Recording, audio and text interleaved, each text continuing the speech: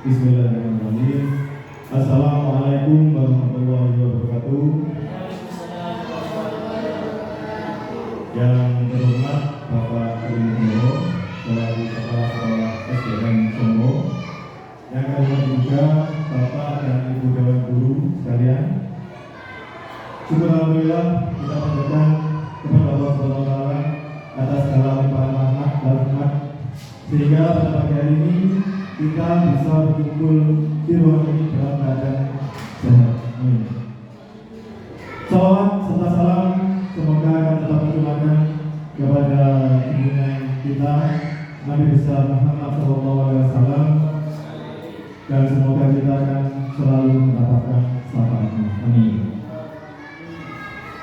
Bapak dan Ibu sekalian, saya ucapkan terima kasih sebanyak-banyaknya atas waktu yang jenengan luangkan untuk dapat hadir pada pagi hari ini di ruang ini dalam agenda rapat kita, yaitu pemaparan rencana tindak lanjut pembelajaran berbasis proyek yang diinisiasi oleh SD Negeri Songo dengan tema permainan tradisional. Baik, kita mulai dari latar belakang program ini dibuat. Program ini merupakan program yang diinisiasi oleh sekolah guna mengakomodir kebutuhan besar kita, serta sebagai sarana dalam melestarikan permainan tradisional yang sebagaimana pada masa-masa yang sekarang ini anak-anak mungkin banyak yang tidak mengetahui macam-macam bentuk permainan tradisional, sehingga yang dilakukan nanti adalah hilangnya tradisi-tradisinya atau budaya-budaya tradisional yang sangat kita khawatirkan dari dulu, dan tentu akan sangat mempengaruhi karakter maupun perkembangan keterampilan sosial dan motorik peserta didik kita. Jadi program yang dibuat sebagai wadah untuk peserta didik kita dalam mencapai perkembangan keterampilannya. Selanjutnya adalah tentang tujuan program. Berikut kami sampaikan tujuan program itu meliputi beberapa aspek. Yang pertama, sebagai sarana untuk melestarikan budaya. Jadi program ini tujuan utamanya untuk mengenalkan dan melestarikan permainan tradisional sebagai dari bagian warisan budaya lokal yang mungkin terlupakan. Jadi kita perlu regenerasi Bapak Ibu sekalian. Yang kedua, meningkatkan keterampilan sosial, meningkatkan nilai-nilai seperti kerjasama, sportivitas, dan komunikasi melalui permainan berkelompok. Jadi nanti program ini tentunya akan kita pilih permainan-permainan yang berkelompok yang harapan kita anak-anak akan belajar tentang nilai-nilai yang kami sebutkan di awal. Selanjutnya adalah mengembangkan keterampilan motorik, yaitu keterampilan motorik kasar dan halus melalui aktivitas fisik yang menyenangkan dalam kegiatan permainan tradisional. Selanjutnya adalah mendorong kreativitas dan inovasi. Dalam permainan itu tentu nanti akan banyak berbagai hal yang ditemui oleh siswa. Dengan demikian, maka mereka belajar untuk berpikir kritis dalam menentukan keputusan-keputusan ataupun strategi dalam permainan. Selanjutnya adalah meningkatkan kesehatan fisik dan mental. Tentu kegiatan fisik akan berdampak pada peserta didik kita secara langsung, yaitu fisik atau mental, karena di situ kita akan berinteraksi dengan peserta didik yang lain. Selanjutnya adalah capaian, langkah-langkah dan hasil yang diharapkan untuk tiap tujuan. Capaian yang kita lakukan adalah yang pertama, siswa dapat menghargai dan memahami nilai-nilai budaya dan sejarah yang terkandung dalam permainan tradisional. Jadi cinta tanah air mungkin bisa kita terapkan dalam program ini melalui permainan tradisional. Yang selanjutnya, siswa dapat berinteraksi dengan baik dalam kelompok belajar, bekerja sama mengatasi konflik dengan cara yang konstruktif.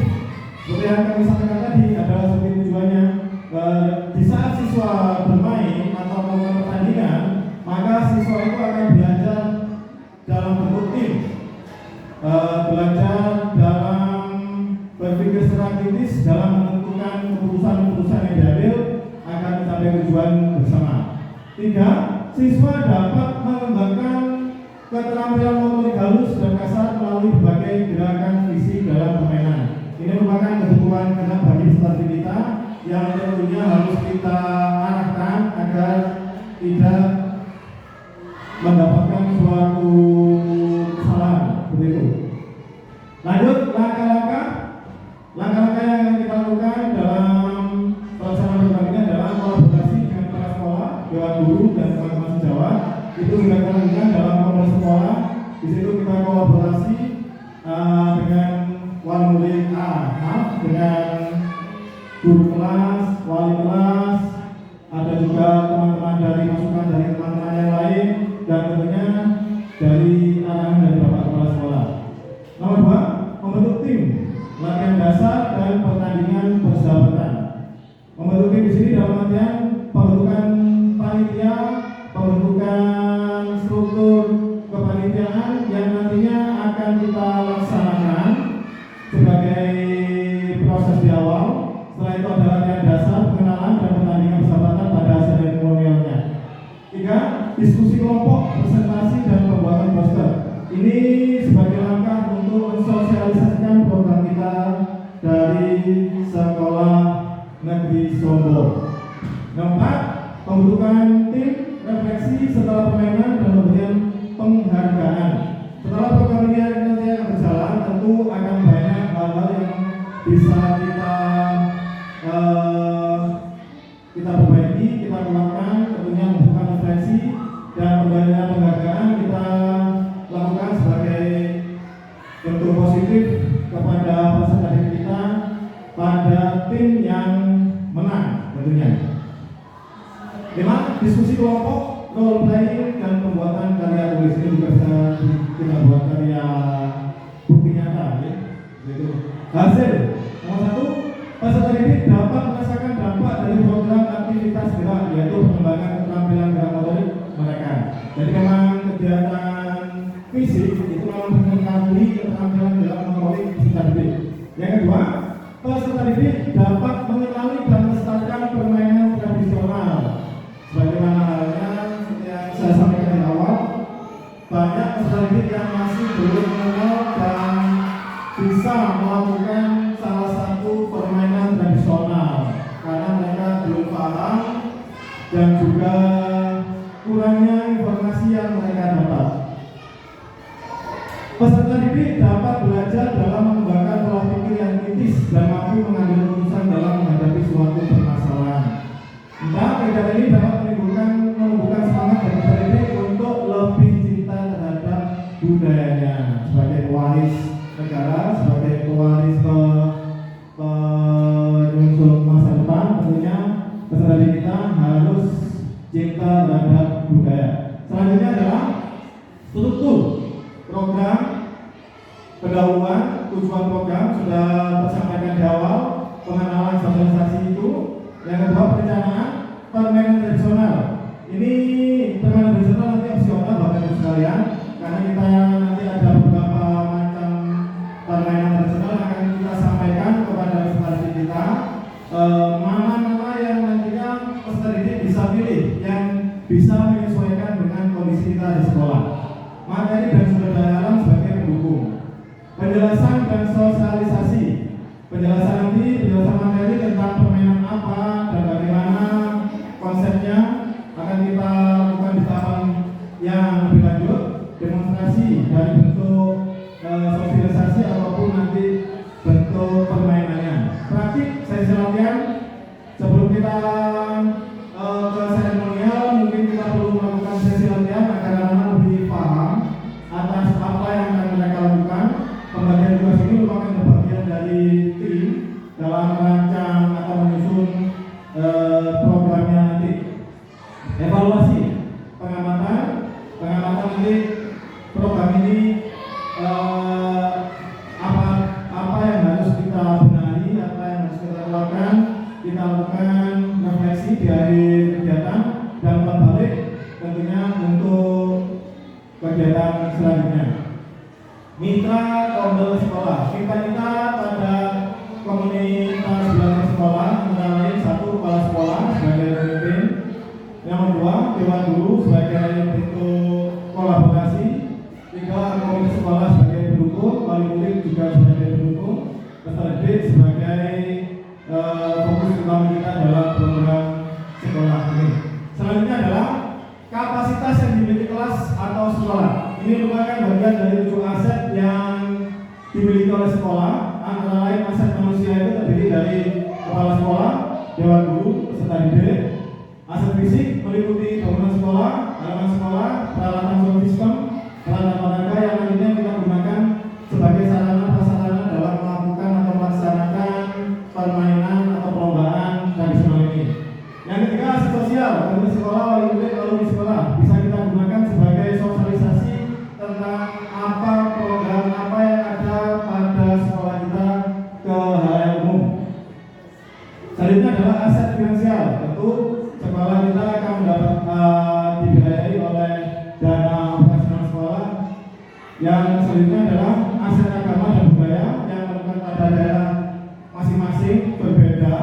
Seperti pada sekolah kita, kegiatannya adalah pembiasaan sholat duha dan sholat zuhur berjamaah. Aset lingkungan,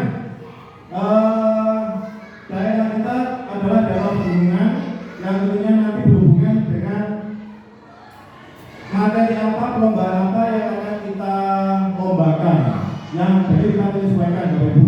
Nah ini adalah aset politik, yaitu kebijakan kepala sekolah. Seperti halnya program ini bisa berjalan tentu mendapatkan dukungan dari salah satunya adalah Bapak Kepala Sekolah. Selanjutnya adalah rencana evaluasi. Dari sekian pemaparan yang tadi masuk pada rencana evaluasi. Yang pertama, evaluasi akan dilakukan secara berkelanjutan melalui observasi, mengamati dalam siswa selama proses pembelajaran. Dalam proses pembelajaran tentu akan kita temui berbagai macam tingkah laku ataupun karakter peserta didik kita. Itu akan menjadi catatan kita untuk kita masukkan, kita arahkan melalui program sekolah kita ini. Yang kedua, angket atau pengumpulan data, mengumpulkan kembali dari siswa, guru dan orang tua. Jadi apa-apa yang menjadi masukan, yang menjadi keinginan peserta didik kita akan kita utamakan dan akan kita buatkan sketsa program mungkin untuk tahun depan atau untuk semester yang akan datang. Dokumentasi, mengumpulkan data berupa foto, video dan hasil karya siswa. Jadi nanti untuk informasi dokumentasi bisa kita gunakan sebagai kelengkapan mungkin administrasi kita dan lain sebagainya. Terakhir, kemungkinan tantangan yang akan kita hadapi selama program ini kita lakukan Bapak Ibu. Tentu semua siswa tidak akan memiliki persepsi yang sama, memiliki tujuan yang bersama. Siswa akan kita tawarkan variasi permainan dan memberikan kepada siswa, memberikan pilihan kepada siswa. Jadi nanti tujuan pembelajaran ini yang berbasis pada siswa. Jadi kita sebagai guru hanya memfasilitasi saja Bapak Ibu. Kedua, keterbatasan waktu, mengoptimalkan waktu pembelajaran dengan kegiatan yang menarik. Nah ini seperti halnya saya sebagai guru olahraga tentu akan melakukan pembelajaran yang sekiranya akan membuat anak-anak menarik, akan membuat anak-anak bisa beraktivitas dengan baik di lapangan atau di kelas. Yang ketiga adalah kondisi cuaca yang tidak mendukung, menyiapkan alternatif kegiatan di dalam ruangan. Bapak Ibu sekalian, LTL ini merupakan hasil dari diskusi kita di awal di kegiatan sebelumnya, kegiatan komunitas belajar. Jadi apa yang kami sampaikan tadi, apa yang saya sampaikan tadi adalah saran dan masukan Bapak Ibu semuanya. Kalau mungkin nanti apa yang sudah saya sampaikan ada materi atau poin-poin tertentu yang belum dimasukkan, mohon sekiranya Bapak Ibu bisa mengkonfirmasi. Mungkin ada Bapak Ibu yang tadi lewat sesuai dengan keputusan yang sudah kita ambil sebelumnya. Tidak ada Bapak Ibu ya? Tidak ada ya. Terima kasih. Baik, Bapak Ibu, terima kasih waktunya yang sudah Bapak Ibu luangkan untuk kegiatan pada hari ini. Tiba pada puncak